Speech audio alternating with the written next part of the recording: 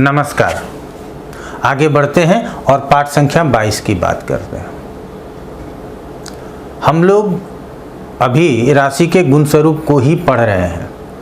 अब थोड़ा सा उससे ऊपर उठते हैं, पढ़ेंगे हम राशियों को ही, लेकिन उसके उच्च और नीच स्थान को पढ़ेंगे।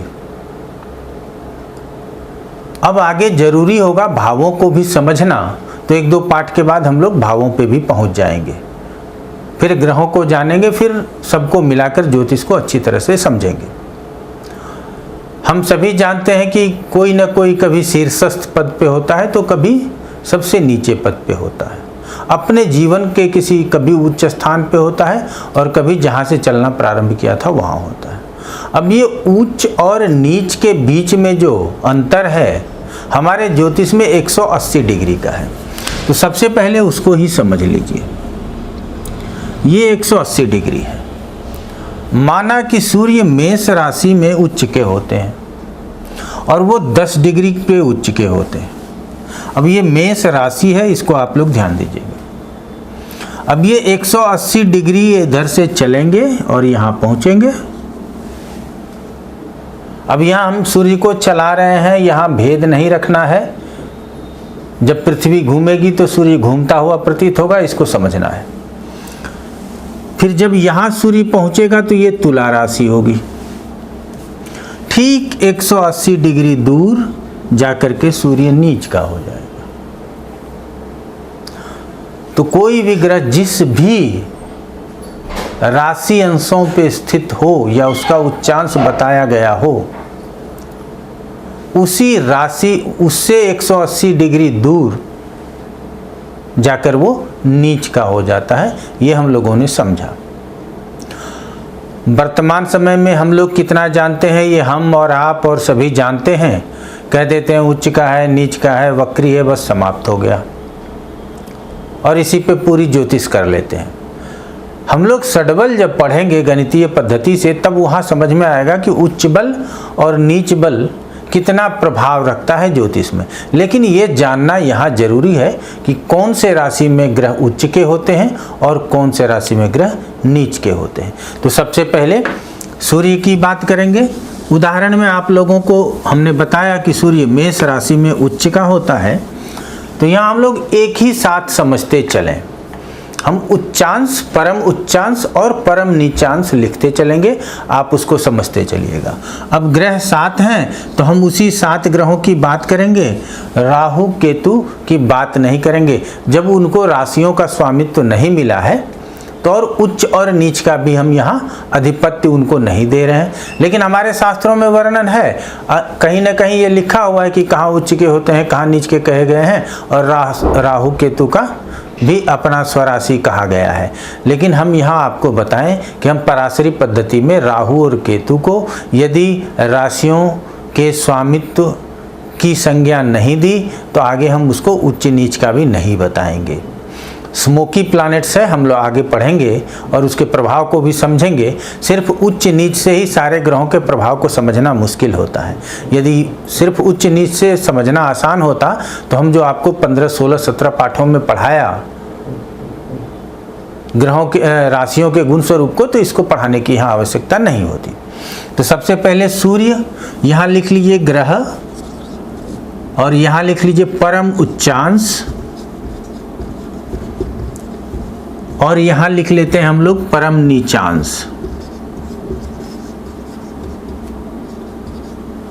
अब चूंकि ये परम उच्चांश और परम नीचांश हमने यहां इसलिए लिखा है कि आपको संदेह नहीं हो, आगे जब हम गणित पढ़ाएंगे तो वहां आप बड़े आसानी से समझ सकेंगे। तो उसी तरह से हम लोग अब आगे बढ़ते हैं। अब सूर्य की बात करते हैं। तो सूर्य सबसे पहले तो ये जान लीजिए कि ये मेष राशि में उच्च के होते हैं। मेष राशि पहली राशि है, वहाँ सूर्य उच्च के होते हैं। और कितने अंश पे होते हैं, तो मेष राशि में जब वो 10 अंश पे होते हैं तो वो परम उच्चांश कहेंगे, ऐसा हम लोगों को मानना है। अब इसको ज्योतिष के भाषा में जब आप गणित पढ़ेंगे तब हम आपको बताएंगे 0 साइन पास या फिर 12 साइन पास, ऐसा भी कहते हैं।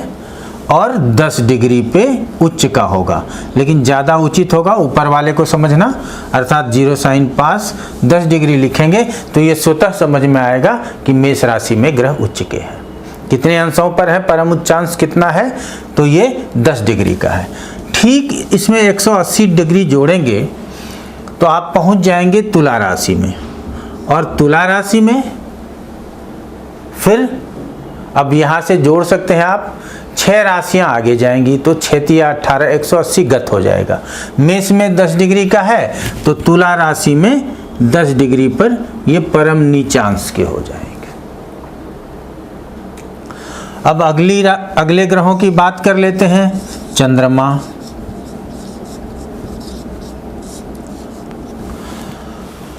अब सूर्य मेष राशि में उच्च का और तुला राशि में नीच का।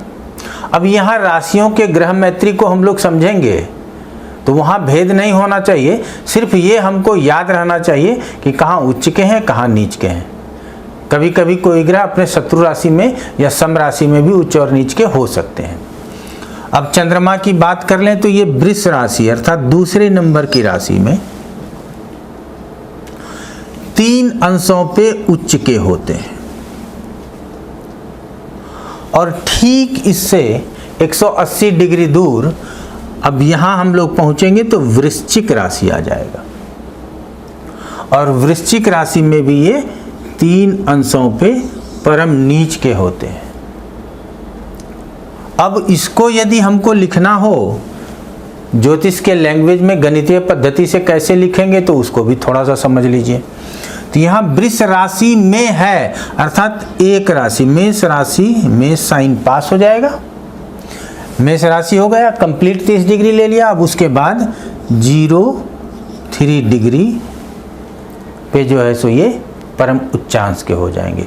अब इसको कैसे लिखेंगे तो ये 8 में तो है ही, तो 7 साइन पास हो गया, 0-3 डिग्री पे ये परम नीचांश के हो जाएंगे। तो थोड़ा बहुत हम लोग इसको भी समझते हुए चलते हैं। अब सूर्य चंद्रमा ले लिया, अब यहाँ लगता होगा कि ये मेष में बताया ये वृष में बताया, तो अगली कहीं मिथुन में तो नहीं बताएंगे।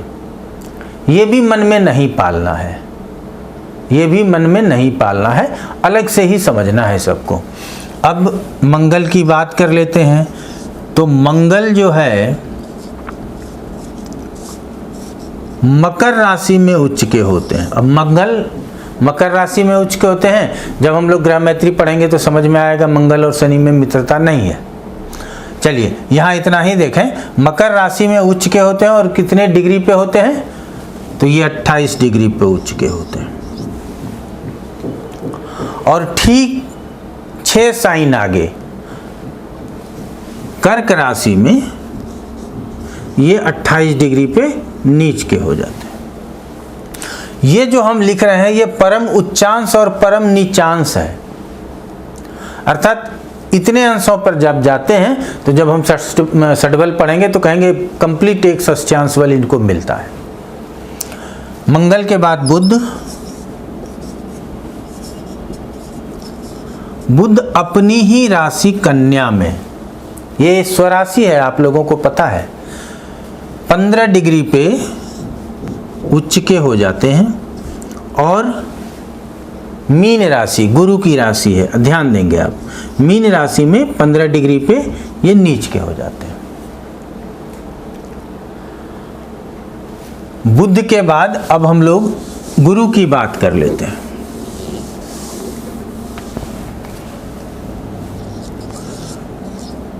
गुरु कर्क राशि, कर्क राशि में 5 अंश पर ये परम उच्च के होते हैं, और मकर राशि में 5 अंश पर ये परम नीच के हो जाते हैं। अब जब हम लोग अवस्था पढ़ेंगे ना, बाल अवस्था, वृद्धा अवस्था, कुमार अवस्था, उसको भी पढ़ेंगे तो वहाँ देखेंगे कि 5 अंश पे है, तो अब क्या वहाँ तो उच्च के बता दिए थे, यहाँ क्या। चलिए जब वहाँ पढ़ेंगे तो और समझेंगे। गुरु के बाद शुक्र की बात कर लें। शुक्र जो है मीन राशि में उच्च के होते हैं, और परम उच्चांश 27 अंश पर होता है और परम नीचांश ये कन्या राशि में, और परम नीचांश भी 27 अंश पे ही होगा, क्योंकि हम सभी जानते हैं कि जहाँ उच्च के होते हैं उससे 180 डिग्री दूर नीच के हो जाएंगे। अब शुक्र के बाद शनि, हम सभी जानते हैं शनि 7 ग्रहों में सबसे आखिरी ग्रह है, और शनि और सूर्य में मित्रता नहीं है, आगे हम लोग समझ जाएंगे। जो ज्योतिष नहीं भी जानते हैं उनको भी आज पता है कि ये मित्र शत्रु हैं, ये ग्रह इसके मित्र हैं, ये ग्रह इसके शत्रु हैं। थोड़ी बहुत जानकारी उनको भी हो गई है, क्योंकि हम लोग मित्र शत्रु उच्च नीच बकरी मार्गी से ज़्यादा दूर जा ही नहीं पाते। आ जाइए अब हम लोग शनि की बात कर लेते हैं। तो शनि तुला राशि में उच्च के होते हैं और 20 डिग्री पे इनका परम उच्चांश है, और ठीक इससे 6 साइन आगे अर्थात मेष राशि में ये नीच के होते हैं, और नीच के परम नीचांश इनका 20 अंश का होता है। हम लोगों ने जान लिया कि राशि कौन सी है और परम उच्च और परम नीच के कितने अंशों पर ये ग्रह होते हैं, लाभ क्या है। तो यहाँ साधारण में समझ लीजिए, यदि कोई भी ग्रह उच्च राशि में स्थित हो तो उसका फल अच्छा कहना चाहिए, नीच राशि में स्थित हो तो फल निम्न होगा। ये साधारण जानकारी है, हम अभी आपको कह रहे हैं साधारण जानकारी है, आगे हम लोग विस्तृत जानकारी लेंगे। अब हम इसको मान लिया जाए कि फिर इसी को लिखना चाहें गणितीय भाषा में, तो ये तुला राशि में है तो हम लोग लिखेंगे 6 साइन पास 20 डिग्री पे शनि परम उच्चांश के हुए। यहाँ लिखना चाहें तो 0 साइन पास 20 डिग्री पे शनि परम नीचांश को प्राप्त हुए। अब जो फलित पढ़ने वाले हमारे बंधुगण हैं उनको इनसे मतलब नहीं है, लेकिन जो आगे हमसे गणित भी पढ़ेंगे उनको संक्षेप में इसको जानना जरूरी है। अब हम ये बता रहे थे आपको कि सूर्य और शनि में मित्रता नहीं है, और हम लोगों को याद रखना है तो कैसे हम याद रख सकते हैं। तो एक तो पहला है कि हम सूर्य को अगर जानते हैं कि मेष राशि में ये उच्च के हैं तो तुला राशि में ये नीच के हो जाएंगे, ये हम लोग जानते हैं। ठीक शनि उसके विपरीत चलेंगे, तुला राशि में उच्च के हैं तो मेष राशि में नीच के हो जाएंगे। तो ये तो आपको याद हो गया। अब सूर्य शनि का एक पेयर याद कर लीजिए। अब हम लोग ले लेते हैं मंगल। मंगल यदि मकर राशि में उच्च के हैं तो कर्क राशि में नीच के हैं, और गुरु कर्क राशि में उच्च के हैं तो मकर राशि में नीच के हैं। ये दूसरा पेयर हमने याद कर लिया। 2 हम लोगों के समझ में आ गया। अब तीसरा पेयर यदि हम चाहें तो उसको भी बहुत आसानी से याद कर लेते हैं। बुध कन्या राशि में उच्च के हैं तो मीन राशि में नीच के हैं, और शुक्र मीन राशि में उच्च के हैं तो कन्या राशि में नीच के हैं। ये तीसरा पेयर हम लोगों को याद हो गया। तो 6 ग्रह तो याद हो गए। अब सूर्य जहां उच्च का होगा वहां शनि नीच का होगा, मंगल जहां उच्च का होगा वहां गुरु नीच का होगा। मतलब यहाँ विपरीत एक दूसरे के होते हैं। कौन कौन? सूर्य शनि के विपरीत या शनि सूर्य के विपरीत कहेंगे, मंगल गुरु के विपरीत और गुरु मंगल के विपरीत, बुध शुक्र के विपरीत और शुक्र बुध के विपरीत। तो ये जो विपरीत अवस्था है ये सिर्फ और सिर्फ आपको याद रखने के लिए बताया गया है। यहाँ मंगल और गुरु आपस में विरोध नहीं रखते, शुक्र और बुध आपस में विरोध नहीं रखते, ऐसा हम लोग आगे जरूर पढ़ेंगे। अब 6 ग्रहों को हम लोगों ने जान लिया, तो 7वां कौन है? चंद्रमा। तो चंद्रमा वृष राशि में उच्च के और वृश्चिक में नीच के, ये अलग से याद कर लीजिएगा। तो आपको उच्च नीच रटना नहीं पड़ेगा। हम हमेशा कहते हैं हजारों लोगों को हमने पढ़ाया है डायरेक्ट क्लास में, किसी को कभी रटने के लिए नहीं कहा। जो कॉपी पेन लेके आए उन्होंने भी ज्योतिष सीखा, और जो सिर्फ सुनते रहे उन्होंने भी सीखा। तो हम उम्मीद करते हैं आप सुन करके भी सीख सकते हैं, देख करके भी सीख सकते हैं।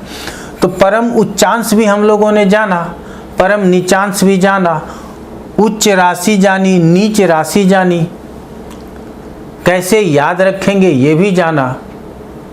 तो ये हमको चार्ट में कैसा दिखेगा, आप लोगों के मन में हमेशा ये रहता होगा कि चार्ट के विषय में तो बता ही नहीं रहे, पढ़ाते जा रहे हैं, तो चार्ट कैसा होगा आज देखिए, फिर आगे हम लोग समझेंगे।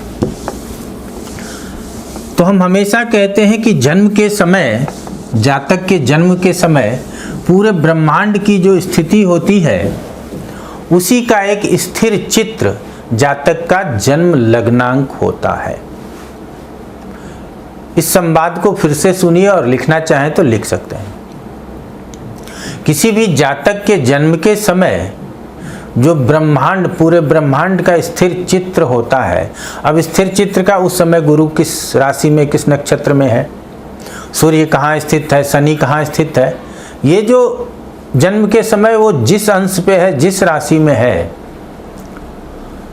वही स्थिर चित्र जातक का लग्नांक होता है। अर्थात लग्न के साथ जो हम लोग चार्ट बनाते हैं वो है जिसको D1 चार्ट भी कहते हैं। चलिए हम चार्ट के विषय में आगे जानकारी देंगे, यहाँ उच्च नीच को ही समझते हैं। तो वो जो स्थिर चित्र होता है वो इन 12 भावों में समाहित होता है। इन्हीं 12 भावों में हम पूरे ब्रह्मांड को देख लेते हैं। हम हमेशा कहते हैं कि हमारे शास्त्रों की विशेषता भी समझिए और उसकी सुंदरता को भी समझिए। अब यहाँ थोड़ा सा अगर कर लें तो ये 180 डिग्री, ये 180 डिग्री, अर्थात ये ब्रह्मांड का पूरा चित्र 12 भावों में देख रहे हैं आप, और ये 360 डिग्री भी बता रहा है। अब जब हम इसको ऐसे कर लेंगे तो ये 90 डिग्री और ये भी 90 डिग्री, और फिर ये 90, ये 90, मतलब ये 360 होता है। और एक तरफ हमारे 90 डिग्री होंगे, तो 90 डिग्री में हमारे 3 राशियां समाप्त हो जाएंगी। लेकिन हम इसको इस स्थिति में समझते हैं और उच्च नीच के लिए हमने इसको बनाया है, तो वो हम कैसे समझेंगे। अभी आप सिर्फ मान के समझिएगा, मैं थोड़ा सा यहाँ पे रोशनी डालना चाहता हूँ कि कोई ग्रह मान लिया जाए कि यहाँ ये शनि उच्च के हुए और ये तुला राशि है। तब तुला राशि में उच्च के हो गए तो कौन से राशि में नीच के हो जाएंगे, ये हम सभी जानते हैं। तो यहाँ पे शनि नीच के हो जाएंगे।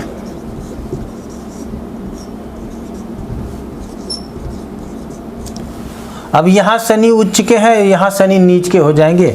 आप लकीर खींच लीजिए, देख लीजिए, ये 180 डिग्री हो जाएगा। अब उच्चांश और परम नीचांश ये सब समझ चुके हैं। अगर यहाँ पे चंद्रमा नीच का होता है तो ठीक इसके अपोजिट यहाँ आकर के चंद्रमा उच्च का होगा।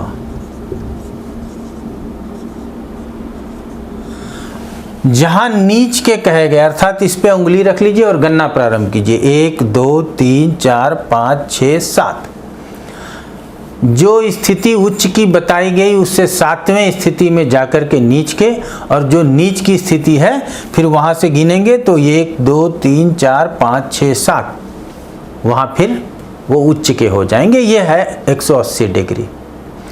न 180 डिग्री से 1 डिग्री ज़्यादा होंगे, न 1 डिग्री कम होंगे। हम लोग जानते हैं कि हमारे फलित सिद्धांत को लोग चैलेंज कर सकते, लेकिन हमारे गणित को चैलेंज विज्ञान भी नहीं करता। इसीलिए यहाँ अंशों में भी फर्क नहीं होगा। जितने अंशों पे उच्च के होते हैं उससे 180 अंश जाकर नीच के हो जाते हैं। तो हम लोगों ने आज समझा कौन से राशि में ग्रह उच्च के होते हैं, कौन से राशि में नीच के होते हैं, परम उच्चांश क्या है, परम नीचांश क्या है। अब ये चार्ट का भी दर्शन हुआ, आगे इसके विषय में भी पढ़ेंगे। तो जो लगातार हमारे साथ पढ़ते आ रहे हैं, हम हमेशा कहते हैं कि उनको विशेष लाभ होगा। यदि आप आज पहले दिन हमको देख पा रहे हैं तो पीछे से 21 पाठ तक जरूर पढ़िए, आपके समझ में आएगा। यदि बराबर हमारे आने वाले वीडियो को देखना चाहते हैं तो चैनल को सब्सक्राइब करें। आज के लिए इतना ही। आप लोगों का बहुत बहुत धन्यवाद।